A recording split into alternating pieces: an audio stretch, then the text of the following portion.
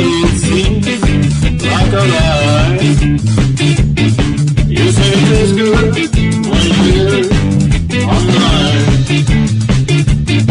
You know it feels good when you know it's a lie. You say it tastes good when you live on the line that feels free now. And night is falling. You say it tastes good when you live on the line that feels free now. And night is falling. You say it tastes good when you live on the line that feels free now. And night is falling. You say it tastes good when you live on the line that feels free now. And night is falling, falling, falling, falling, falling, falling.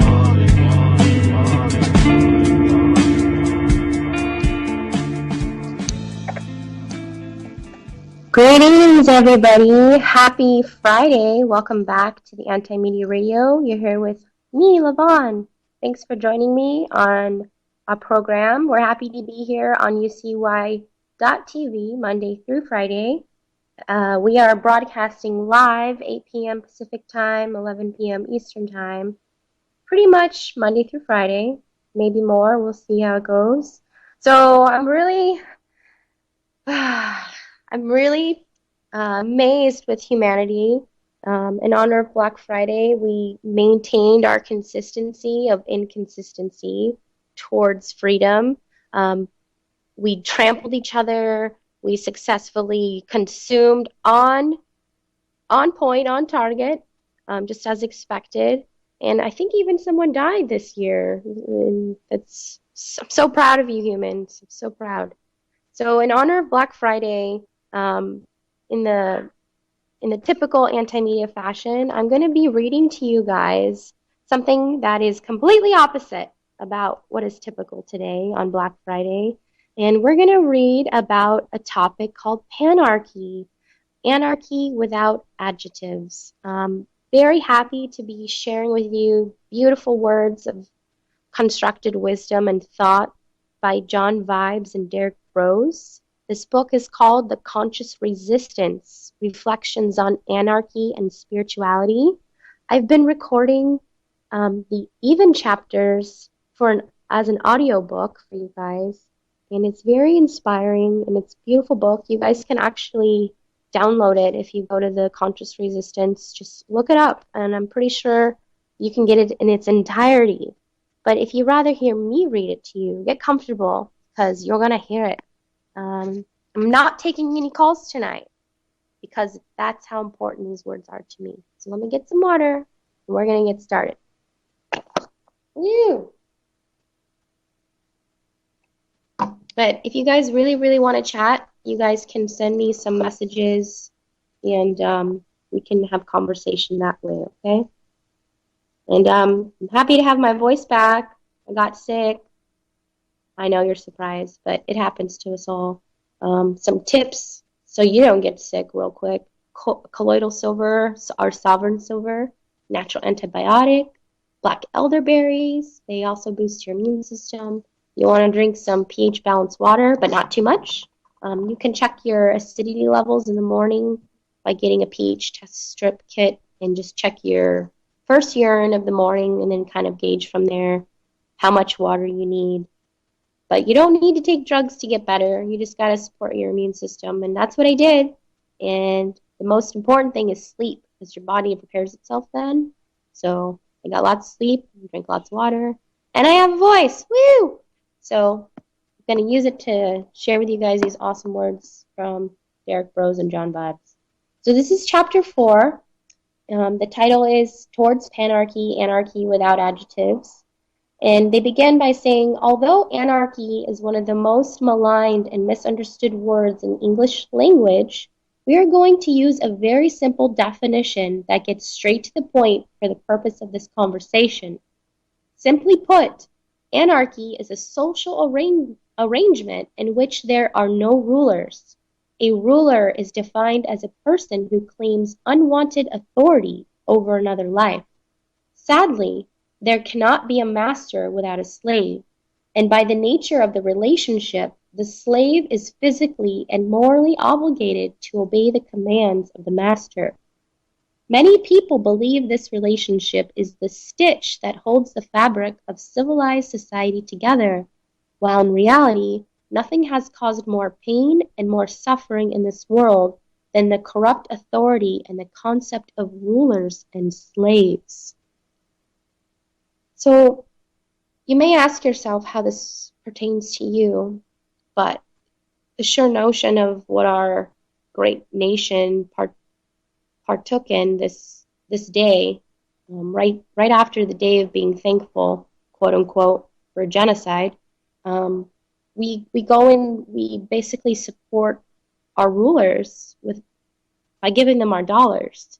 If you understand that you trade your life for those dollars, you're essentially giving them your life for what? Stuff. Okay? Just ponder that. Here we go. These social relationships are the manifestations of the internal struggles that exist within us. These relationships between rulers and slaves, kings and subjects, and even presidents and citizens do not exist in reality. They are mental constructs which allow some people to harm and take advantage of others in the open while maintaining moral superiority. This is far more dangerous than the relationship of a common criminal to his victims. When someone attacks from a position of authority with moral justification, his crimes will go unpunished and his power will be amplified as a result. This is why police brutality and government corruption have been a problem since before ancient Rome. The relationship of authority breeds and encourages corruption. That being said, to achieve anarchy, or the abolition of masters and slaves, the solution is far more complicated than simply having a revolution and taking on the current establishment in physical combat. Though some argue that this will be part of the process. This has been attempted many times before, and each time power has shifted hands, but the cycle of violence and slavery has continued. This cycle has been in constant repetition throughout the generations. While power has shifted hands over time, and very little has actually changed about how our species views the world, how we view one another, or how we view ourselves as individuals. This is by no mistake. Mountains of propaganda have been released over the centuries to reinforce the old ways and to keep people from thinking outside of the box.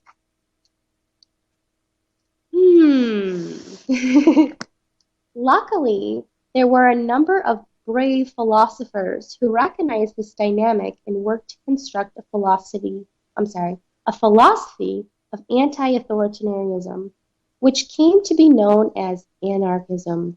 Later we will explore the anarchist themes writing of Lao Tzu from back in the 6th century. There are those who believe Christ was the first anarchist. William Godwin, a writer in France during the 1790s, is said to have been the first philosophical anarchist with his book Political Justice. The first person to publicly proclaim himself as an anarchist was Pierre-Joseph Proudhon with the publication of his seminal work, What is Property, in 1840. Around that time in America, anarchism was taking roots in the abolition movement. Many abolitionists recognized that slavery and government were essentially the same thing, and that slavery will exist in one form or another as long as the government exists.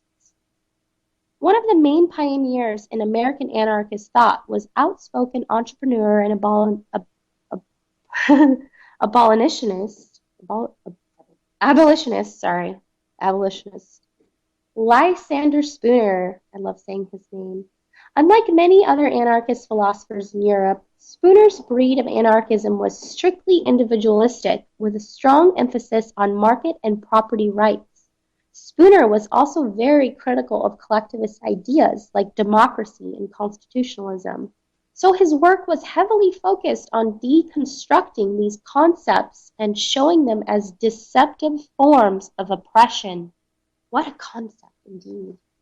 So Spooner thought of a way to put his philosophy into action by creating his own business that would directly compete with government services. One of his most groundbreaking entrepreneurial achievements was forming the American Letter Company, a letter and package delivery business that competed with the U.S. Postal Service and proved that we don't need the government to deliver mail. Hundreds of years later, this strategy was identified by Samuel Edward Conklin III as agorism, a philosophy of non-compliance that uses underground markets as a means of making this state obsolete. We will be exploring the potential of agorism throughout this book. That is my favorite part of this book. That's why I highly recommend that you guys read it. It's super empowering. So, as many other popular schools of thought, anarchism has evolved and even splintered off over the years in various directions, creating a number of subsects within the philosophy. In the 1870s, Europe saw a great divide between anarcho-communists and anarcho-collectivists. Around the same time, American anarchists were debating the pros and cons of individualist and communist anarchist thought. As a result, anarchist philosophers in Europe and America began calling for anarchism without adjectives, which was essentially an acceptance of all those who believe in self-governance and lack of coercion, regardless of their particular economic solution. So more recently, libertarian activist and writer Karl Hess discussed the need for what he called anarchism without hyphens. Hess was well known for working in and out of political circles, with anarchists on the left and the right. In 1980, he outlined his argument for anarchy without hyphens. There is only one kind of anarchist, not two, just one. An anarchist, the only kind, as defined by the long tradition and literature of the position itself, is a person in opposition to authority imposed through the hierarchical power of the state. The only expansion of this that seems to be more reasonable is to say that an anarchist stands in opposition to any imposed authority. An anarchist is a voluntarist. Now, beyond that, anarchists also are people and, as such, contain the billion-faceted varieties of human reference. Some are anarchists who march voluntarily to the cross of Christ. Some are anarchists who flock voluntarily to the communities of beloved, inspirational father figures. Some are anarchists who seek to establish the syndics of voluntary industrial production. Some are anarchists who voluntarily seek to establish the world production of the kaboom. Some are anarchists who voluntarily seek to disestablish everything, including their own association with other people, the hermits. Some are anarchists who deal voluntarily only in gold, who will never cooperate and who swirl their capes. Some are anarchists who voluntarily worship the sun and its energy, build domes, eat only vegetables, and play in the dulcimer. Some are anarchists who worship the power of algorithms, play strange games, and infiltrate strange temples. Some are anarchists who only see the stars. Some are anarchists who only see the mud. They spring from a single seed, no mattering the flower of their ideas. The seed is liberty, and that is all it is. It is not a socialist seed. It is not a capitalist seed. It is not a mystical seed. It is not a determinist seed. It is simply a statement. We can be free.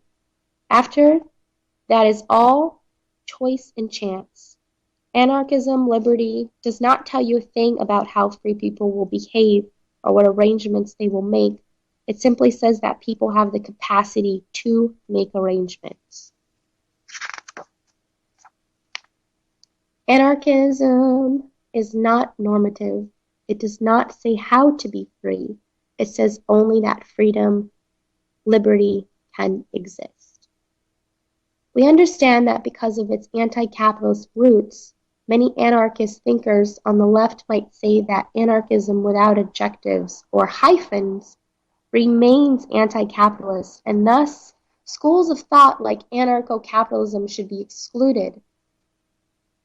On the other hand, there are many market anarchists and anarcho-capitalists that point to the corrosion that is inherent in democracy and socialism, showing showing that these ideas are essentially nothing more than government. In short, there is a great deal of debate about who is a real anarchist and who isn't among anarcho-capitalists and anarcho-communists. There is truth to both of these viewpoints. Although market activity is peaceful and voluntary, the social system that has traditionally been called capitalism is far from a free and voluntary market. Capitalism has used state power as its primary mechanism of operation. So it is not fair to associate this term with a free and open market. Likewise, most traditional democratic and socialist societies have been ruled by very few rich people, despite the notion that these philosophies are exercised for and by the common people. Even the more egalitarian democratic societies sometimes fall victim to the tyranny of the majority and and citizens are forced to live at the whim of their neighbors and change their lives because a voice was held somewhere. I'm sorry, it's a little dark in here. Because a vote was held somewhere. Capitalism, communism, and socialism are all loaded terms that have so many different definitions to different people that they are nearly impossible to communicate about. There is no hope in saving or reclaiming any of these words. They have been tainted by state influence for generations, searing their assumed definitions into the minds of billions of people. I couldn't agree with that more, which is why I find it really important to share this with you guys. Time for a drink, though. Hold on 1 second.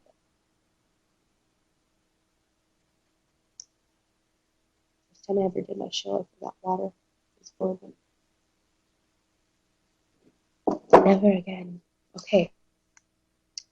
So, in advocating for an entirely new and different way of life, using the names of old social systems and old ways of doing things seem counterproductive. Of course, there's value in bringing the old terms into the conversation for the sake of comparison, but social philosophies by the names of capitalism and socialism have been around for centuries and have been government-based economic systems. For us, the definition given by Kevin Carson, the author of The Iron Fist of the Invisible Hand, corporate capitalism as a state-guaranteed system of privilege, best defines how capitalism has manifested over the centuries. Industrial capitalism, to the same extent as manorialism or slavery, was founded on force, like its predecessors. Capitalism could not have survived at any point in its history without state intervention.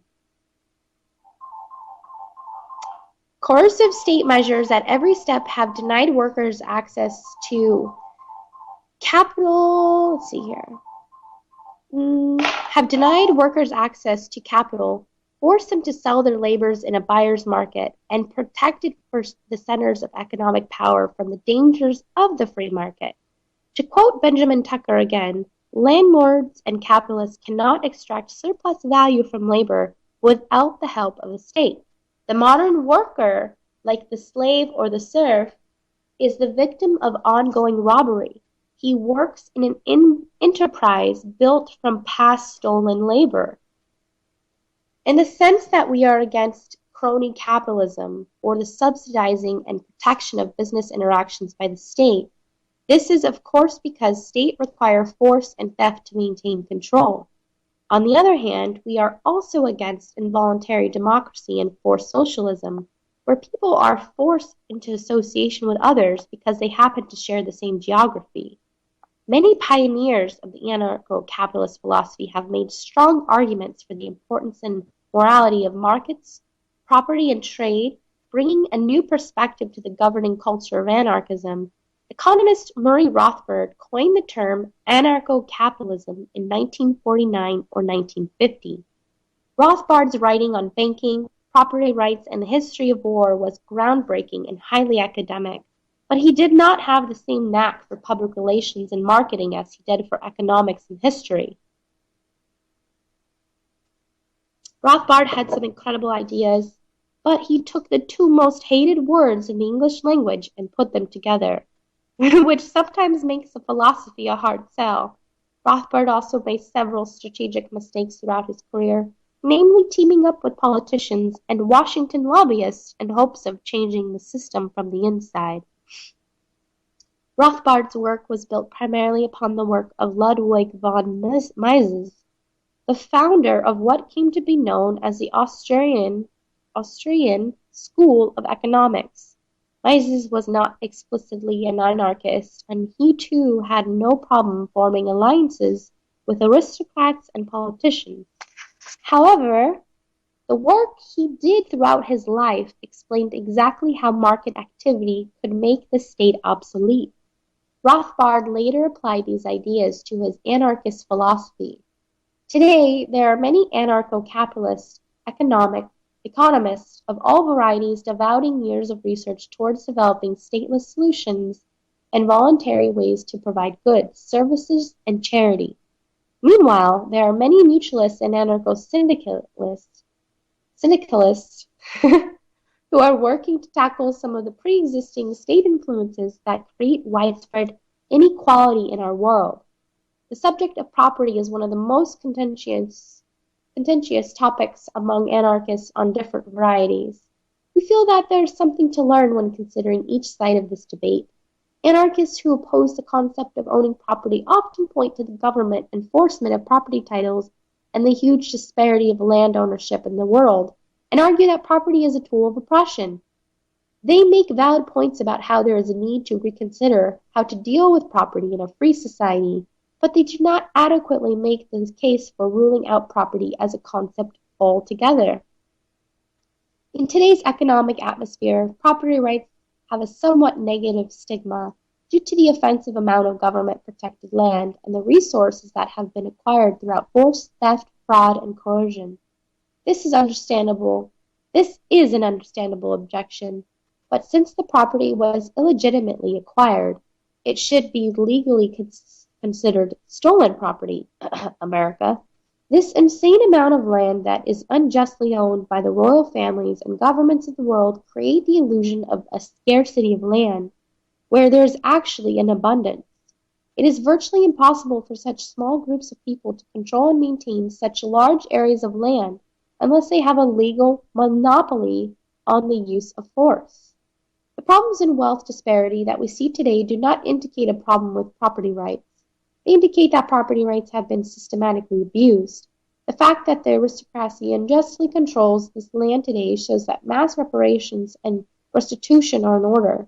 This is no case for the abolishment of property rights, but is often used as such. Just because the government has monopolized the currency and centralized the trading structures does not mean that economics is a constructive government. Quite the opposite is true. The economy, that's funny. The economy, go on brain here, come on. The economy functions very much in spite of government. We would be able to create a world of abundance if it weren't for governments intervening to prop up affiliated businesses and stomp out competition. It's a very powerful statement. The concept of homesteading is the one area of common ground between anarchists who disagree on the subject of property. According to direct homesteading, property belongs to whoever is living in or making use of a particular piece of land or property. Claiming large areas of land by planting flags or drawing lines on a map is not a legitimate way to keep homestead property. This is a very important concept because it keeps illegitimate landlords from using property as a tool of oppression.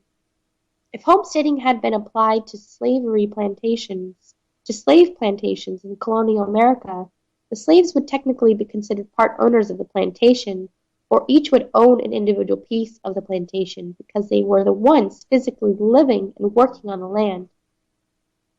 Despite the many differences between the various anarchist philosophies, there is actually a lot of common ground to explore. If each side would only engage in polite conversations on the issue at hand. For example, a great opportunity exists in studying the similarities between the philosophies of agorism and mutualism. Mutualism is a school of thought that seeks to give individuals, rather than the state, control over a piece of the means of production. In the practicability of mutualism, Clarence Lee Schwartz writes, mutualism is a social system based on reciprocal and non-invasive relations among free individuals. The mutualist standards are individual, equal freedom for each without invasion of others; economic, untrammeled reciprocity, freedom of exchange and contract without monopoly or privilege. It is social, complete freedom of voluntary associations without coercive organization. Mutualist economies might manifest as mutual credit banks or labor-owned cooperative farms. Agorism is a philosophy of creating alternative institutions to directly compete with the state.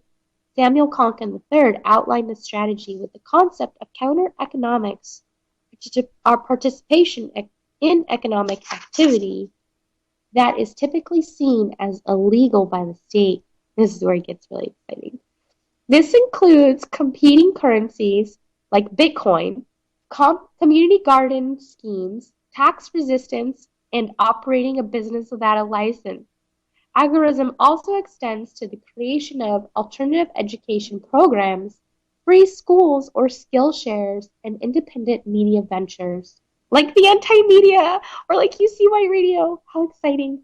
Also, essential to agorism is support of entrepreneurs who actively do business outside of the state's license and regulations. We're doing it right now, guys. The Agorist Mutualist Alliance represents an opportunity for anarchists of all stripes to focus on common ground and build institutions that can help us live free now. Both philosophies reject non-defensive violence, politics, and monopolies. Both philosophies do not wish to use the force of state or some dictatorship of the proletariat,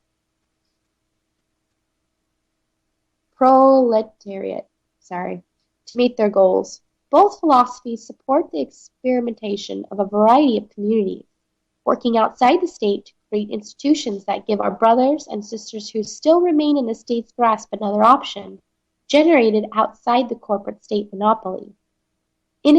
It is important to note that the idea of creating alternative institutions does not end at the economy.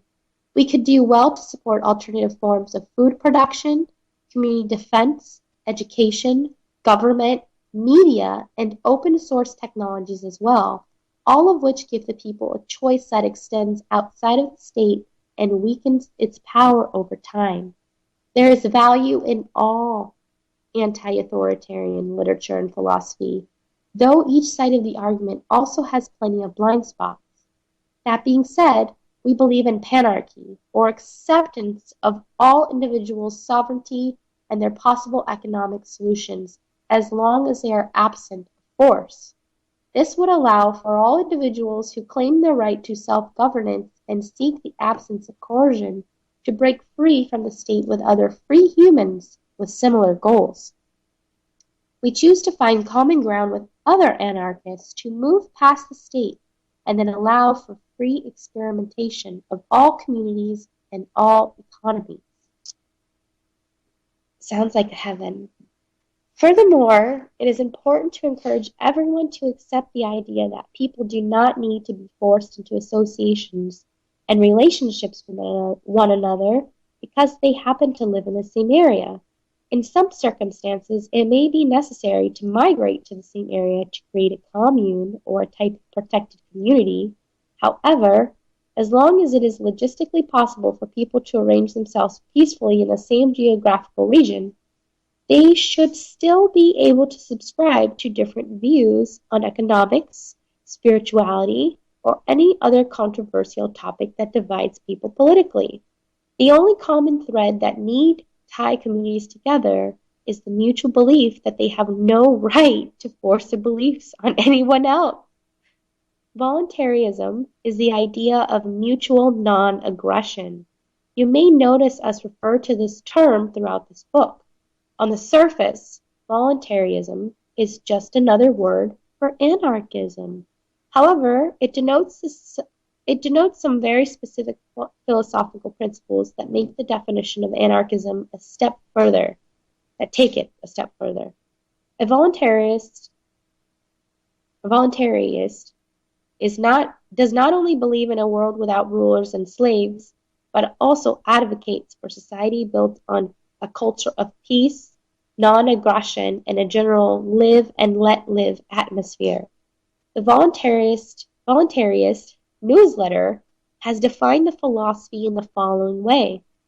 Voluntarists are advocates of non-political, non-violent strategies to achieve a free society. We reject electoral politics, in theory and in practice, as incompatible with libertarian principles. Governments must cloak their actions in an aura of moral legitimacy in order to sustain their power, and political methods invariably strengthen that legitimacy. Voluntarists seek instead to delegitimize the state through education, and we advocate withdrawal of the cooperation and tacit consent on which state power ultimately depends. When exposed to this philosophy for the first time, people often ask for proof of its validity. We are conditioned to having our worldview grafted by sacred tomes written by long-dead authority or hero figures. This is not how freedom works. Waiting to be told what to do by a self-interested authority will never lead to a peaceful society. As we have briefly discussed in this chapter, the philosophy of freedom is a giant web of dissenting viewpoints that has constantly evolved over generations. There is no ultimate authority on what freedom should or will look like. It is important to remember that these are merely a collection of ideas spread by brave individuals who dare to think differently and stand against the slavery of their times. However, just because there is no proof and no official doctrine, the principles of voluntarism are self-evident in human behavior, human desire, human history, and most likely in the animal kingdom. The vast majority of human beings desire peace. Even the nasty people in the world desire peace for themselves, if not for others. The vast majority of people who want peace and freedom from harm are obligated to allow the same for others. In other words, by placing the expectation of peacefulness on others, you are automatically accepting the obligation not to harm them. Furthermore, if you harm or threaten another person, you are breaking your end of the bargain and forfeiting your own right for peace, allowing the moral right to use defensive force against your attacks. These expectations and obligations will of course be broken from time to time, even in a free society.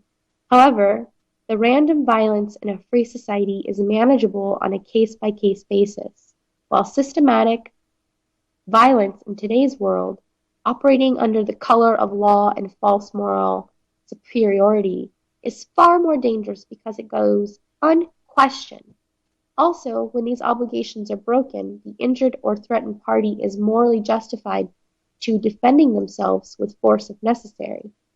Various researchers and economists have studied how things are handled when these rules are broken, and a number of possible solutions have been suggested. Although these are just predicted solutions, the real solutions will come when millions of minds start working together on these issues and solving problems that stand in their path. It is through this process of spontaneous order that brilliant solutions will be pulled from the human consciousness. While the term voluntarism is only a recent development in the language of freedom, the philosophy that it embodies is age-old. As we explore in later chapters, many of the world's ancient teachings hold this philosophy as their key value. Buddha is quoted as saying, "The wise harm no one. They are masters of their bodies, and they go to the boundless country beyond sorrow." In the early teachings of Christianity, these ideas came in the form of the Golden Rule. Do to others as you would have them do to you. In Islam, there is La ikrah fi din, or no compulsion in religion. This philosophy runs deep through many of the world's ancient teachings.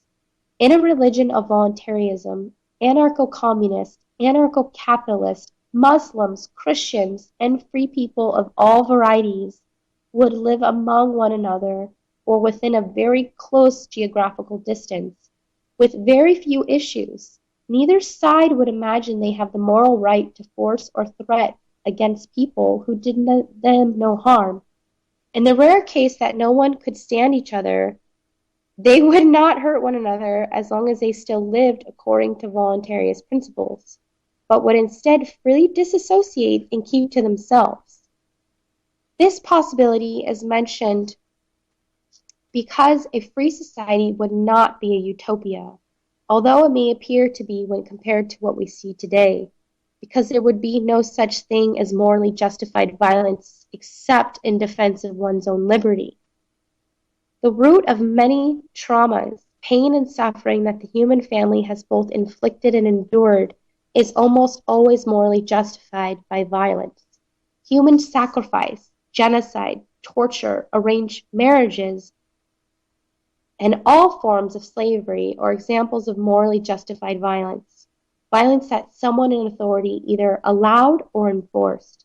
If we want to effect long-lasting change as freedom seekers, we must challenge the very nature of morally justified violence instead of analyzing the person on the throne and policies that they make.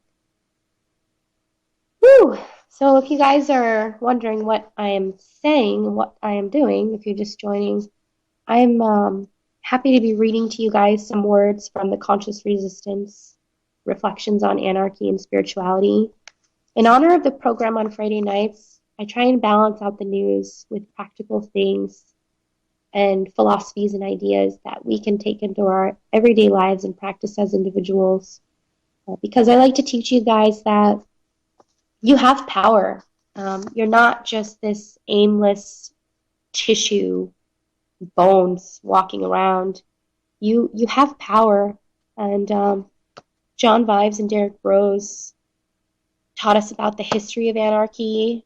They defined the use of the words and taught us that we've got to start thinking in a more forward fashion if we wish to change things, which reminds me of something Albert Einstein says, and that is you can't solve problems within the same frame of mind in which they were created. And it's true. And the most powerful way that the most prolific teachers have taught us to do such a thing, to live in a quote-unquote free society, starts internally. And that's always been the message of this program, and it always will be. And I kind of want to get back to my roots here, have some reflections with you guys about how powerful beings can be. If you remember, one of the first programs we ever had was we broke down the psyche of the human and what does it mean to ponder and where do your thoughts come from and what does that mean? What does that even mean? And something I'd like to remind you of is we're all connected. We are all connected. Maybe you can't see it physically, but on a vibrational level, just the way that our universe is constructed. Science has proven that thoughts are vibrations, and you're nothing but a composure of vibrations because your brain, your computer thing that governs your body, consists of these vibrations. It creates them inside your brain, and it literally sends little balls of light down your neural pathways to communicate to the aspects of you. And every thought that is elicited or grown within your mind becomes an aspect of you. So that power alone is something that is to be perpetuated and honored and remembered, because I know this, but I forget because this world is tough. And because we're all coexisting together, we are all reflections of one another. And even if you have this profound truth and understanding of self and you know this power within you, you can't always practice it because you're surrounded by people who don't practice it. So we forget and we allow others to impact us because they do. But that's where your power comes in as well. Not only do you control the thoughts within you, but you can control how you react to the uncontrollable thoughts that occur within others. And this is my life meditation, and it will be, and it always will be, is to not only be aware of my power to control how much oxygen is in within me, but allow myself to utilize that power.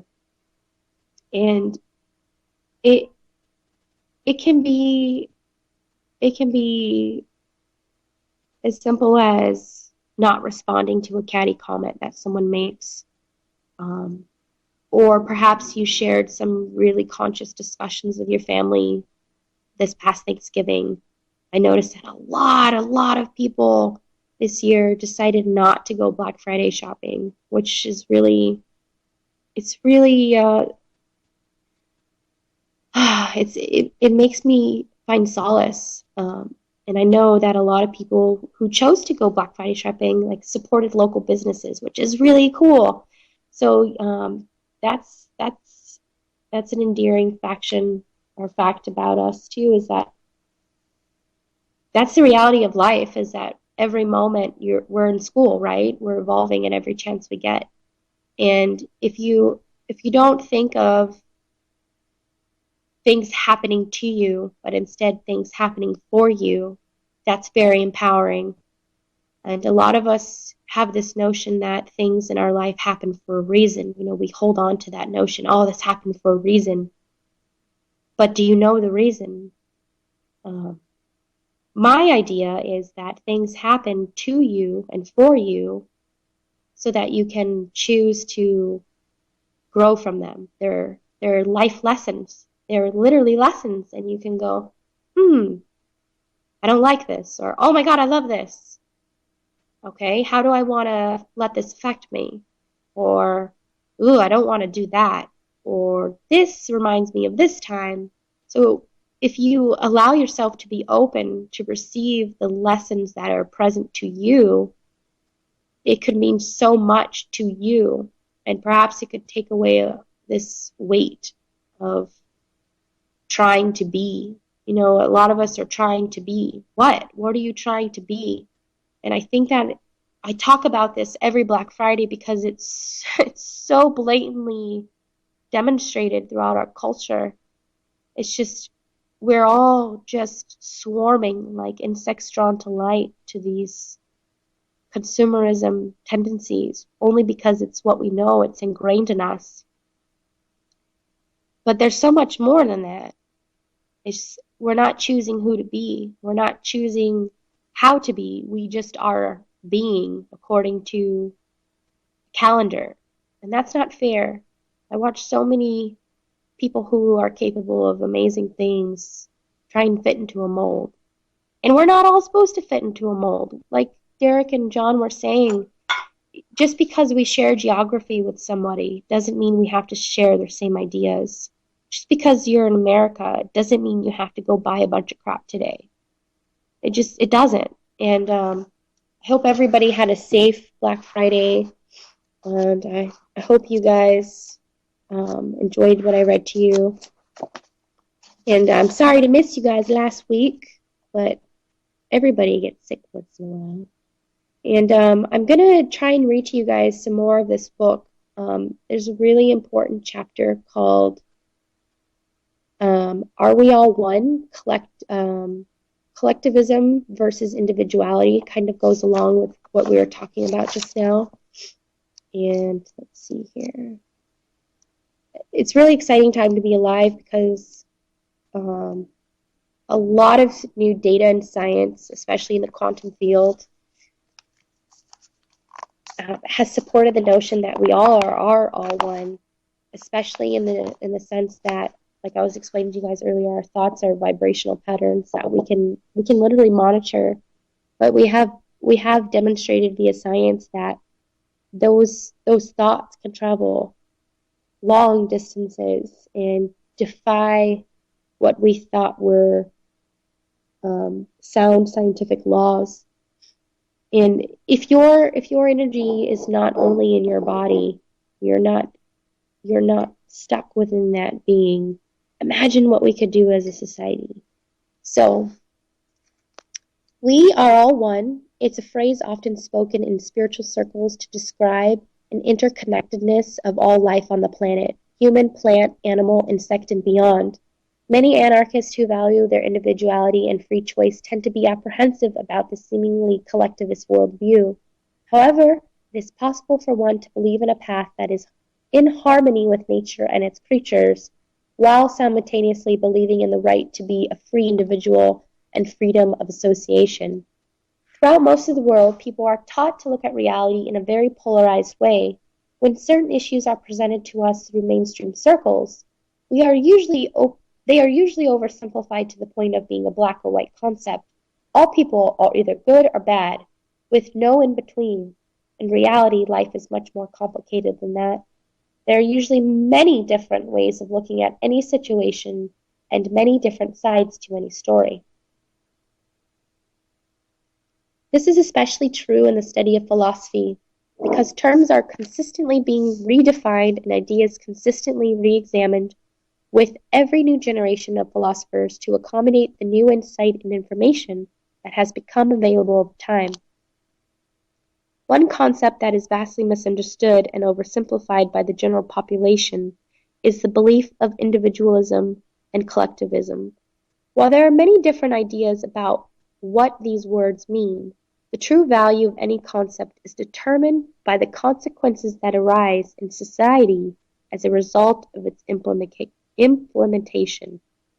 At face value, collectivism has been a philosophy with cherry rhetoric, but horrible outcomes because it has traditionally been implemented coercively through politics. Collectivist philosophers have spoken of noble goals like making sacrifices for the group and working together and cooperating. They have said that these are things that people should do. It very well may be true that people should behave in these ways, but the problem is that politicians come along and use this philosophy as a way of telling people what they must do. The mainstream the mainstream stereotype of an individualist is someone who is a selfish person with no desire to participate in the community at all. The contrasting view of a collectivist is someone who cares about the tribe as a whole so much that they are willing to sacrifice their own well-being for the sake of the tribe. Individualism has nothing to do with selflessness. It simply is a way of looking at people without separating them into various groups by race, nationality, gender, religion, or social status. When people are seen as groups instead of individuals, large numbers of people are often held responsible for things that individuals among them have done. There is also a great danger in the idea that an individual needs permission from the group to exercise his or her own free will, which is exactly the type of worldview on which collectivist concepts like democracy and consensus were built. We have often found that well-meaning, spiritually inclined individuals buy into New Age messages that operate under the guise of helping out the whole human species.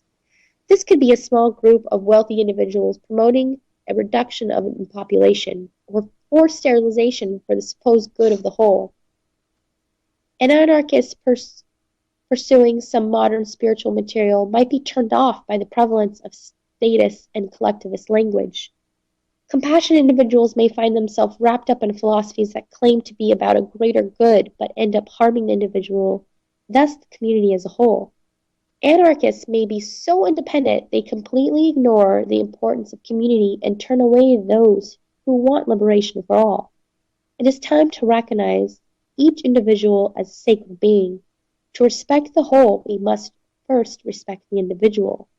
For an individual to be truly free, he or she must not have physical obligations to anyone else.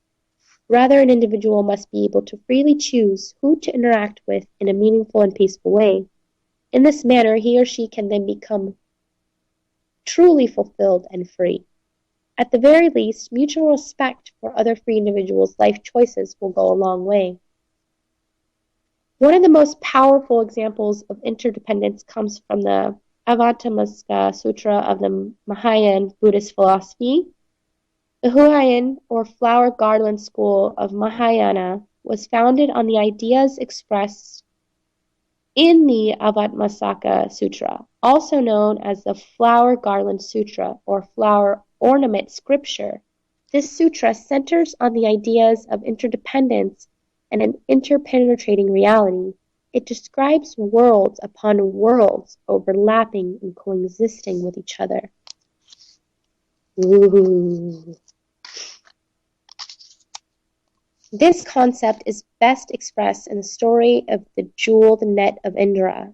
Indra was a god who was said to possess a net that extended infinitely in all directions.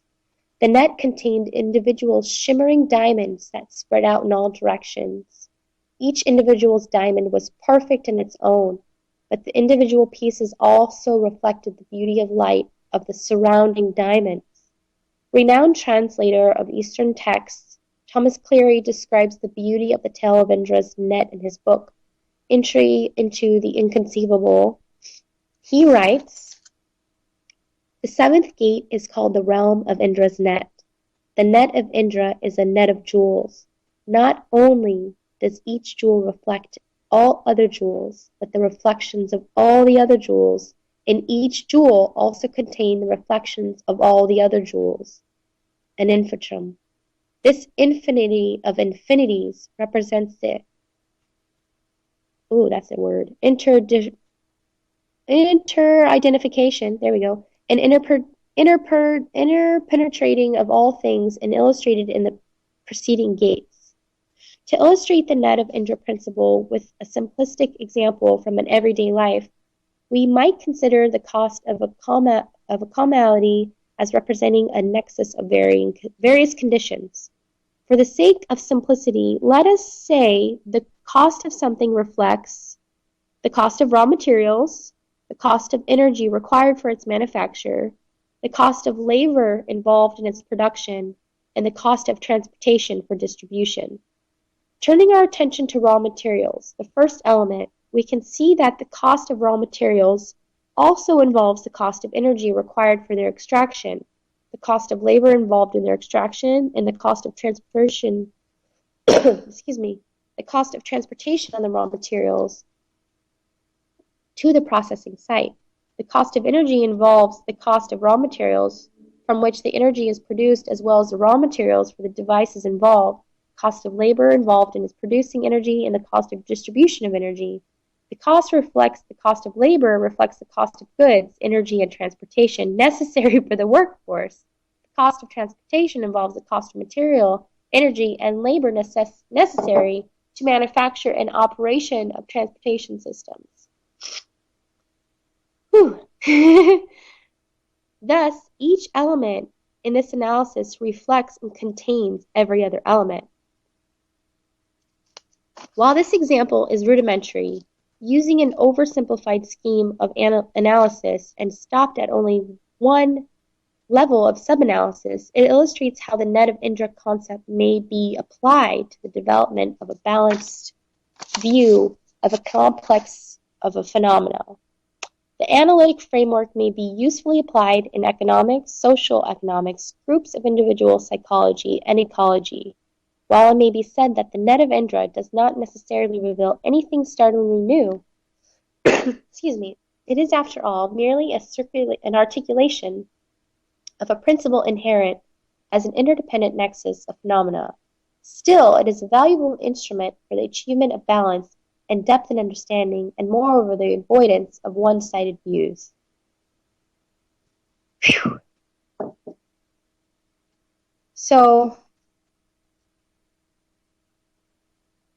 Since we share this planet with billions of humans, animals, plants, stones, rivers, and countless other life forms, it is advisable to find ways to work together.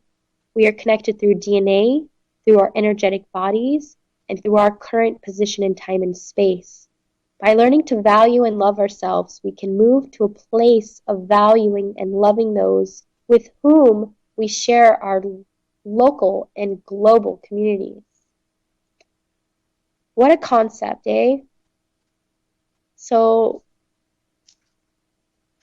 basically, this awesome tale of Indra's net is basically another perception of my perception, and one that is shared by a lot of people.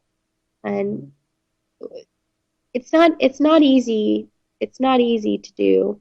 It certainly isn't. But I encourage you guys to do it because it is the truth of the universe and more sacred than anybody could ever teach you. And that is if you find power within your being and you find love and sacred energy that is flowing through your being as a result of your willpower, you will literally be untouchable. And we need more untouchable people in this world, not only living in their truth and in their validity as sovereign beings, but encouraging others to do the same. Because when you encounter those type of people, they do nothing but lift you up and encourage you. Another notion from the philosophy bank of my mind is that there are only 3 types of interactions you can have with anybody that you encounter. And this can help you sort through your particular life school lessons. And that is interaction type 1. So you meet somebody and you guys have a mutual exchange. You build each other up.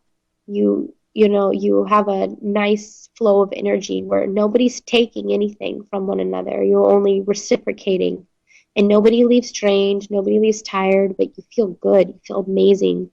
And you want to be around those types of people. You crave them. And you can tell when you're in their company. You feel inspired and you feel happy and you feel really connected and grounded. And part of being inspired and connected is that you come up with all sorts of ideas, right? Often epiphanies, and that's your truth. That's what's true to you. So do more of that. And the second type is, you get around somebody and you feel it. You feel drained. You unexpectedly are even nauseous. You may get back pain. You may feel like you're going to vomit. Like you may actually vomit. And these people, they're sick in the sense that they are just stuck in a rut. And we've all been there. That's how we know how it feels. And they just can't get out of it. And being around them it's not reciprocal. They literally drain you, and you don't want those types of relationships, not even a little bit. And opposite to that, the third type is one where you give, and one's the giver, and they are the one suffering the taking. If we can all have coexisting relationships and give to each other, who knows? Happy Friday. Love you all. See you on Monday.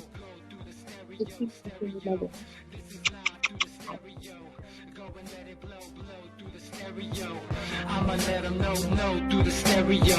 Yo, here we go through the stereo.